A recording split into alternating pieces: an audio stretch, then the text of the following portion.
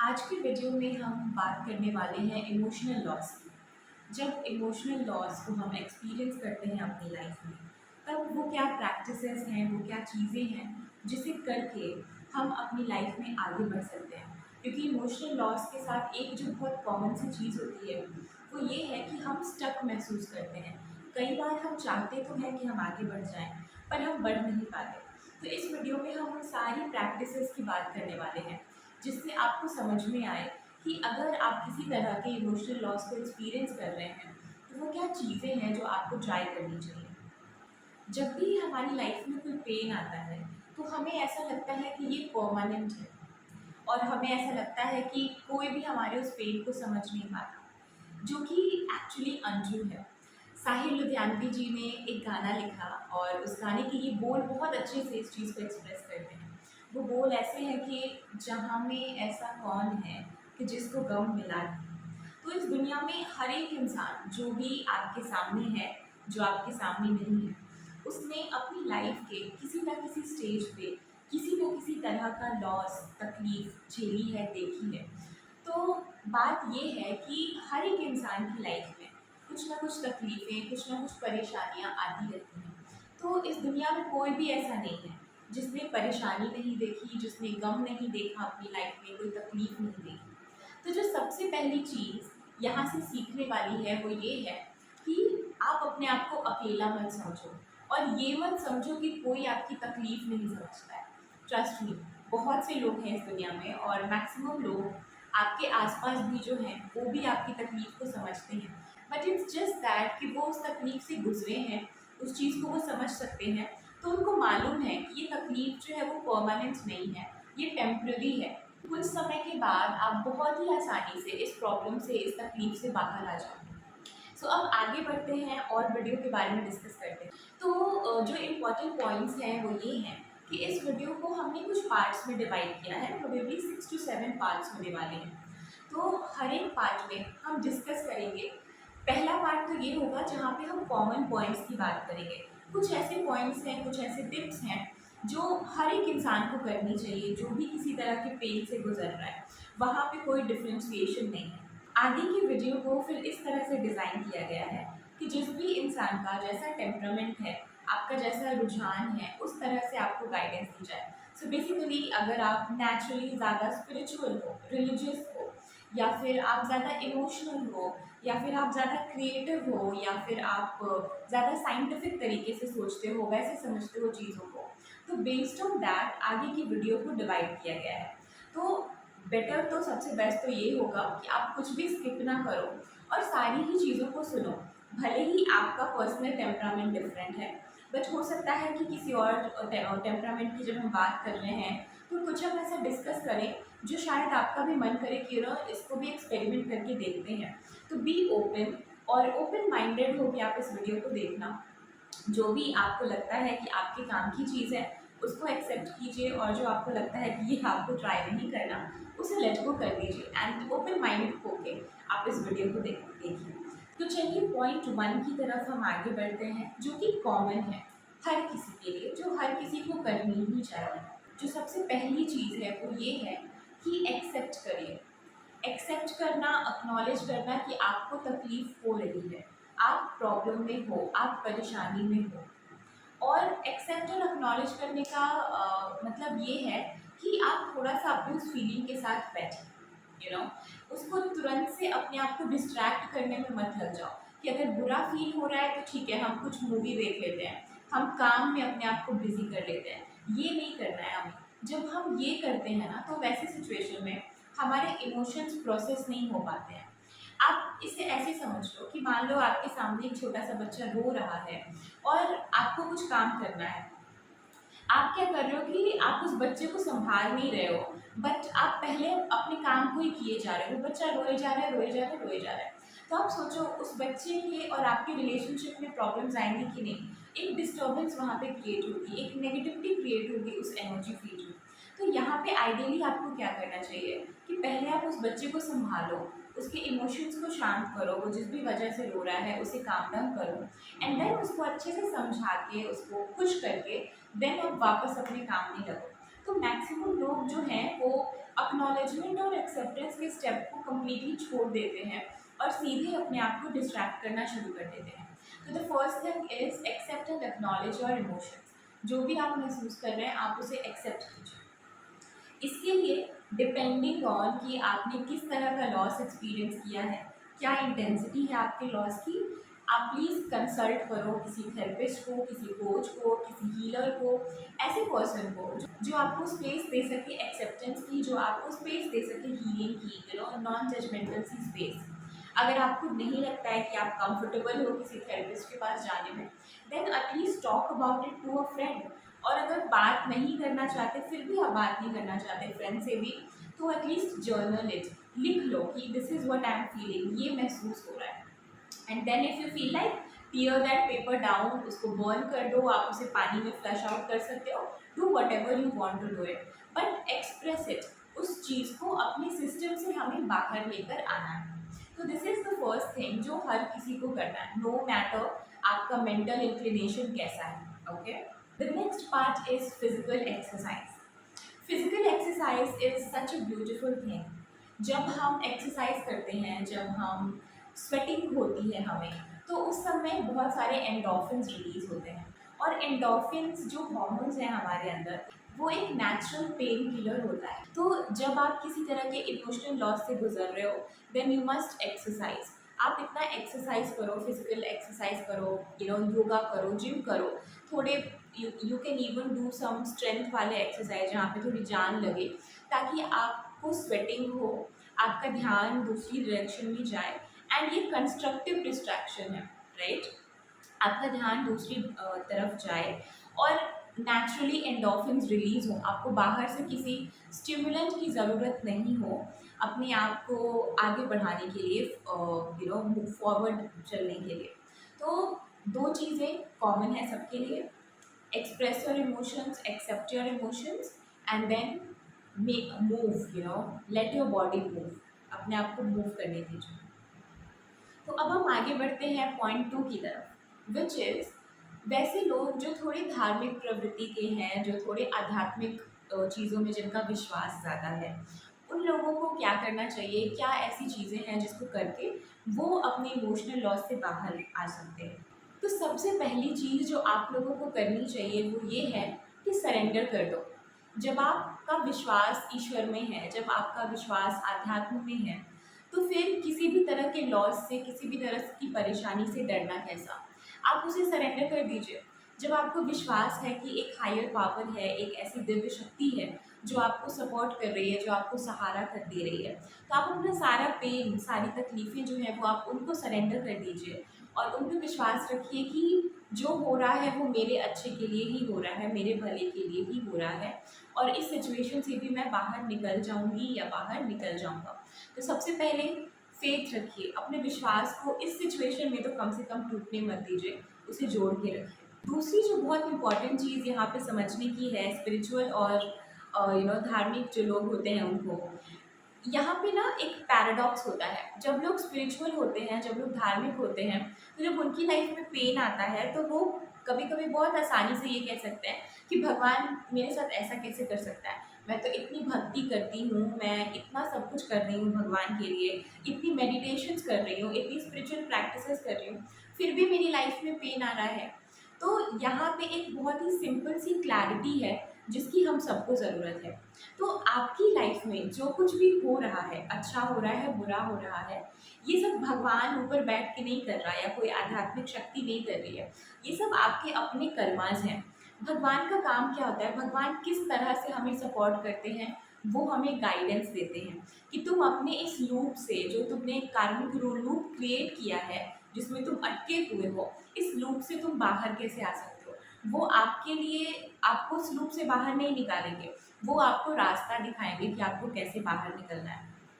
तो अगर आपके साथ कुछ गड़बड़ हो रहा है, कुछ ऐसे सिचुएशंस में आप फंसे हो जहाँ पे आपने इमोशनल लॉस, फाइनेंशियल लॉस, किसी भी तरह के लॉस को, किसी भी तरह की तकलीफ को विटनेस किया है, उसकी ओनरशिप लीजिए, अपने कर्मों की ओनरशिप लीजिए। Rather than sitting and cribbing, दुखी होने से बेहतर है कि आप अपने अंदर विश्वास का दिया जलाएं और इस तरह से आगे बढ़ें कि आपको गाइडेंस मिलेगी अब तक हो सकता है आपसे कुछ गलती हुई हो, कुछ आपके ऐसे कर्म रहे हों, कुछ ऐसी चीज़ें आपने करी हो जिसके फलस्वरूप आपको ये चीज़ें आज देखने को मिल रही हैं। और अगर आप उसको ठीक कर लेते हो तो चीज़ें बेटर हो जाएंगी। बहुत ही सिंपल सा एग्जांपल है, मान लो कि आप भगवान की बहुत भक्ति कर रहे हो जीवन भर, लेकिन खाने पीने के मामले में आपने कभी ध्यान नहीं दिया। आपको मालूम है कि कोई चीज़, पर्टिकुलर चीज़ खाने से आपको तकलीफ होती है, फिर भी आप आदतवश या जो भी कह लो वो वश उसको खाए जा रहे हो। तो एक दिन जब वो चीज़ आपके लिए बीमारी का रूप ले लेगी, तब जाके आप भगवान को इल्ज़ाम नहीं दे सकते हो कि भगवान ने ये बीमारी मुझे कैसे दे दी। भगवान ने नहीं दी, आपने खुद इनवाइट करी है अपने कर्मों से। तो व्हेन आई से कि ये आपके कर्मों का फल है, इसका ये मतलब नहीं है कि हमने कोई बहुत बड़े बड़े पाप किए होंगे उसी के फलस्वरूप चीज़ें होती हैं। कब छोटी छोटी चीज़ें हर इंसान करता रहता है, हर किसी इंसान से। कर्म इज बेसिकली जो भी एक्शन आप लेते हो। कर्म को बहुत ज़्यादा कॉम्प्लिकेट करने की ज़रूरत नहीं है। आप जो सोचते हो, जो महसूस करते हो, जो करते हो, वही आपका कर्म है और कुछ भी नहीं है। तो जब आप उसको ठीक करना शुरू करोगे तो आपकी लाइफ भी ठीक होना शुरू हो जाती है। तो अपने कर्मों की ओनरशिप लीजिए। आप क्या एक्शन लेते हो, क्या सोचते हो, क्या महसूस करते हो, उसकी ओनरशिप लीजिए, उसको ठीक करने की कोशिश कीजिए, उसको बेहतर करने की कोशिश कीजिए, और बाकी चीज़ें अपने आप ठीक होना शुरू हो जाएंगी। और गाइडेंस मांगिए। अगर आपको विश्वास है कि एक दिव्य शक्ति है, ईश्वर है जो आपको, जो सबका ख्याल रखते हैं, जो आपसे बड़ा है, तो आप उनसे गाइडेंस मांगिए, वो आपको गाइडेंस ज़रूर देंगे। ओके। अब आगे बढ़ते हैं पॉइंट 3 की तरफ, जो कि वैसे लोगों के लिए है जो थोड़ा क्रिएटिव माइंड के हैं, जो आर्टिस्ट टाइप के लोग हैं, जिनको बाकी चीज़ों में उतना मज़ा नहीं आता, बट हाँ, आर्ट में उन्हें बहुत मज़ा आता है। तो वैसे लोगों को जो सबसे पहली चीज़ करनी चाहिए वो ये है, टेक अ नेचर वॉक। जितना हो सके आप नेचर में समय व्यतीत कीजिए और अपनी ग्राउंडिंग कीजिए। क्योंकि एक आर्टिस्ट के लिए सबसे बड़ा इंस्पिरेशन क्या है, जहाँ तक मेरी समझ में आता है, इट्स नेचर। जो भी मदर नेचर में इतनी सारी क्रिएटिविटी है हमारे आसपास, तो वही इंस्पायर करती है एक आर्टिस्ट को। तो इट्स बेटर कि आप जितना ज़्यादा हो सके समय नेचर में स्पेंड कीजिए, अर्थ में अपनी ग्राउंडिंग कीजिए, उससे आपका बहुत सारा रिलीज होगा। Other thing that you can do is express करिए। अपने आर्ट के थ्रू अपने पेन को एक्सप्रेस करो। Whatever you are making, आप जो भी, जिस भी तरह का आपका इंक्लिनेशन है, आप ड्रॉ करना चाहते हो, आप कुछ प्रोडक्ट बनाना चाहते हो, उसके थ्रू आप अपने इमोशंस को एक्सप्रेस करो।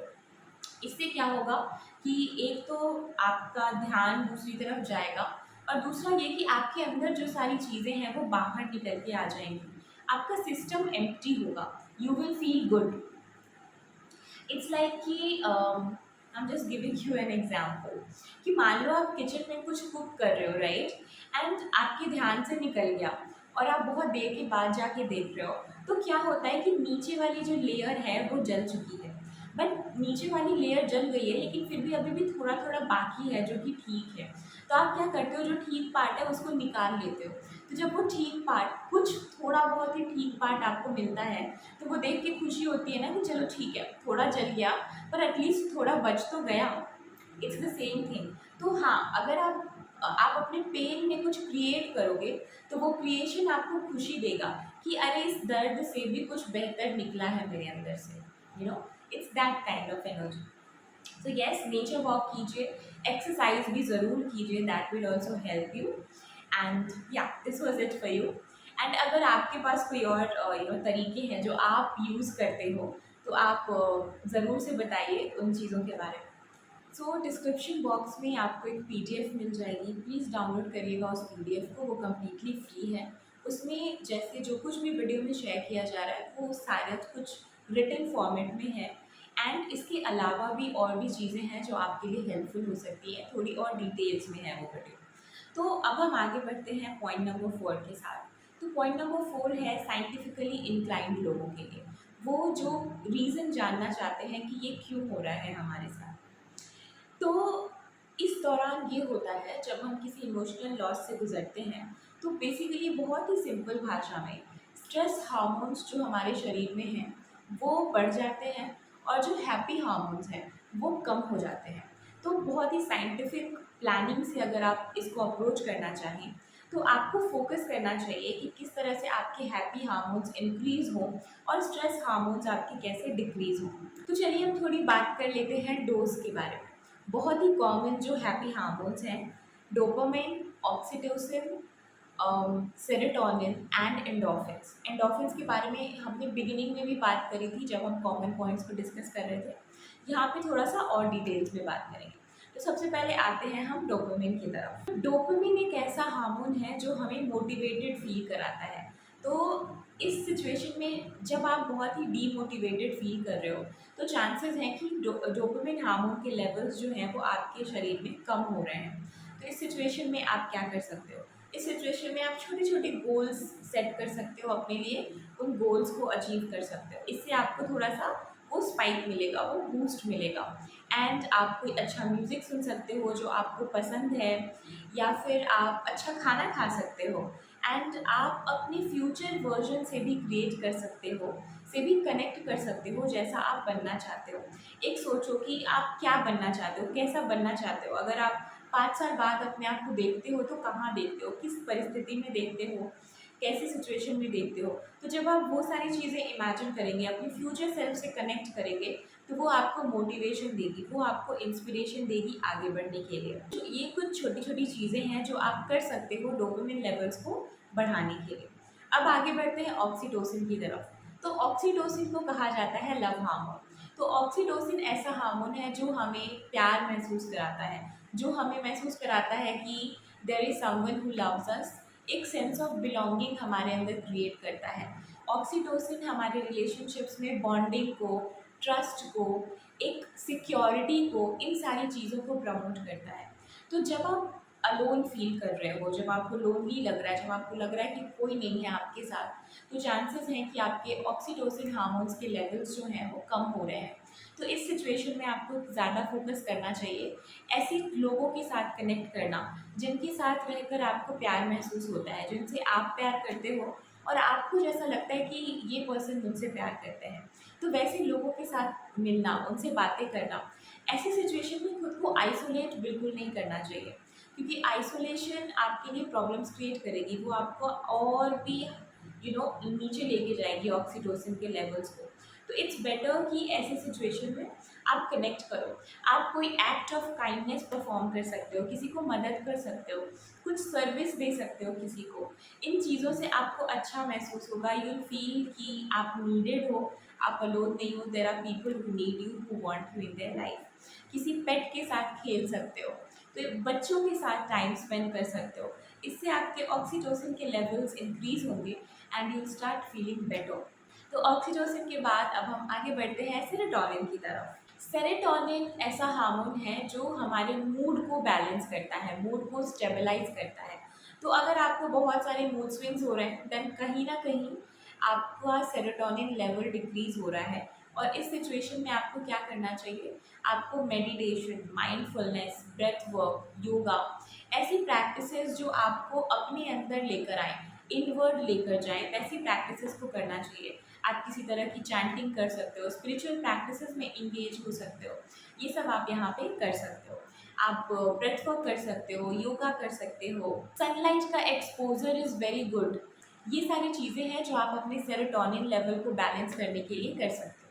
अब हम आगे बढ़ते हैं एंडोर्फिन्स की तरफ। एंडोर्फिन्स की बात हमने पहले भी करी है कि एंडोर्फिन्स जो है वो नेचुरल पेन किलर्स होते हैं। और जब हम कोई भी ऐसा एक्सरसाइज करते हैं जिसमें स्वेटिंग होती है, हमारी एनर्जी लगती है, तो वहाँ पे वैसे सिचुएशन में एंडोर्फिन्स रिलीज होते हैं। एंडोर्फिन्स को इंक्रीज़ करने के लिए, उसके लेवल को बढ़ाने के लिए आप जो कॉमन चीज़ें ट्राई कर सकते हो वो है लाफ्टर योगा। कोई कॉमेडी शो देखना जिसमें आपको हंसी आए, आपको थोड़ा अच्छा महसूस हो। एंड जब आप कोई योगा प्रैक्टिस कर रहे हो, एक्सरसाइज कर रहे हो, तो उसके दौरान डीप ब्रीदिंग पे फोकस करना। उससे आपकी एनर्जीज चैनलाइज होगी, बैलेंस होगी एंड आपको अच्छा महसूस होगा। एंडोर्फिन्स रिलीज होते रहेंगे एंड आप आगे बढ़ पाओगे। डांसिंग, सिंगिंग, वो सारी चीज़ें जो आपको अच्छा महसूस कराती हैं। इन अ वे आप ये भी कह सकते हो कि किसी हॉबी के साथ कनेक्ट करना हेल्प करता है एंडोर्फिन्स की मात्रा को बढ़ाने में। This was it for this point. जो लोग साइंटिफिकली इंक्लाइंड हैं, ये उनके लिए गाइडेंस थी। तो अब हम आगे बढ़ते हैं हमारे लास्ट पार्ट की तरफ, विच इज़ वैसे लोग जो थोड़ा इमोशनली इंक्लाइंड हैं। जो थोड़ा इमोशनल है स्वभाव से, उनको क्या करना चाहिए ग्रीफ से बाहर आने के लिए? तो सबसे पहले चीज़ जो आपको करनी है वो अपने आप को परमिशन दीजिए फ़ील करने के लिए आप जो कुछ भी महसूस कर रहे हो। एंड जैसा कि हमने कॉमन डिस्कशन पॉइंट्स में डिस्कस किया था, आपके लिए it's very important to consult a therapist, to talk to someone, to acknowledge your emotions, क्योंकि आप इमोशनल हो नेचर में। तो जितना ज़्यादा आप अपने इमोशंस को डिनाई करोगे, उसको सरपास करने की कोशिश करोगे, उतना ज़्यादा आपके लिए प्रॉब्लम्स इंक्रीज होगी। वही सेम इमोशंस आप दोबारा महसूस करोगे किसी और सिचुएशन में, और इस बार तो उसकी इंटेंसिटी बढ़ के आएगी, क्योंकि आप सुन नहीं रहे हो कि आपकी इमोशंस आपसे क्या कहना चाह रहे हैं। तो सबसे पहले खुद को परमिशन दीजिए फील करने के लिए। ट्रस्ट मी, कुछ भी नहीं होगा, एवरीथिंग विल बी फाइन। अगर आपको बहुत हेवी फील हो रहा है तो आई वुड सजेस्ट कि आप एक थेरेपिस्ट के साथ ये प्रोसेस करो, क्योंकि it's easy to go into the emotions. Emotions की डेप्थ में हम जा सकते हैं बहुत आसानी से, बट उससे बाहर आना डिफ़िकल्ट हो जाता है अपने आप से, अगर वो इमोशन बहुत हेवी है तो इट्स बेटर कि आप किसी के सपोर्ट के साथ ये काम करें।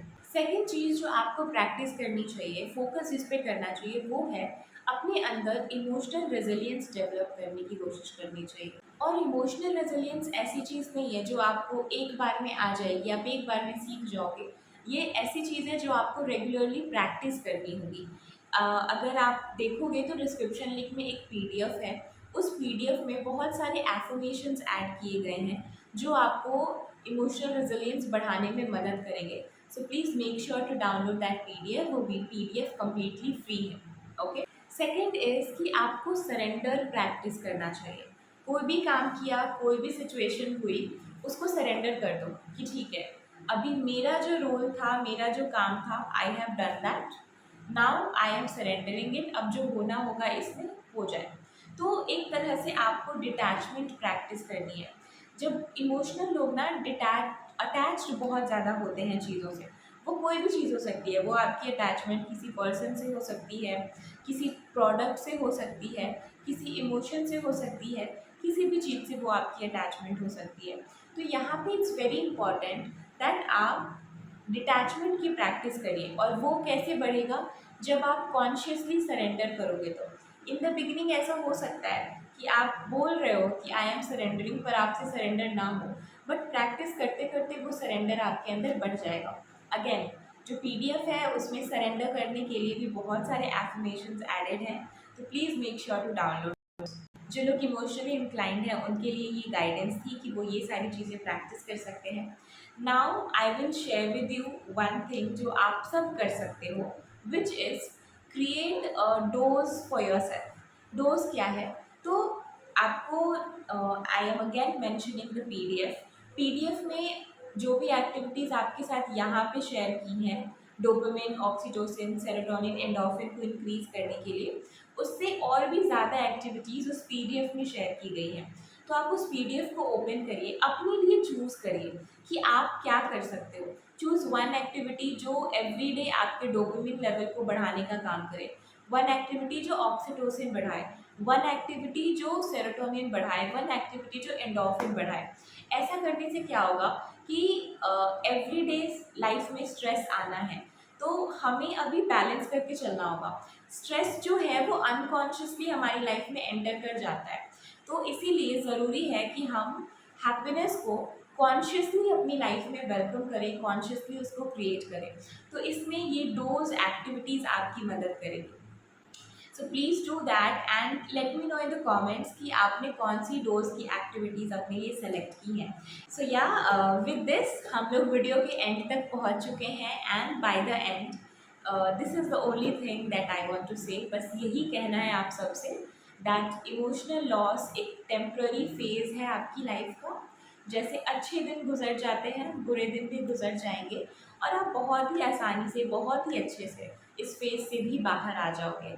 तो have faith and have that inner strength, that inner courage. And अगर आपको लगता है कि आप अकेले हैंडल नहीं कर पा रहे हो, आपको सपोर्ट की ज़रूरत है, तो प्लीज़ हिचकिचाइए मत और कॉन्फिडेंस से आगे बढ़िए, अप्रोच करिए ऐसे लोगों को जो आपकी मदद कर सकते हैं। And in case you want that support from me, आपको उसके लिए भी डिस्क्रिप्शन में लिंक मिल जाएगी। So yes, now take care of yourself and I will see you in the next video. Thank you so much.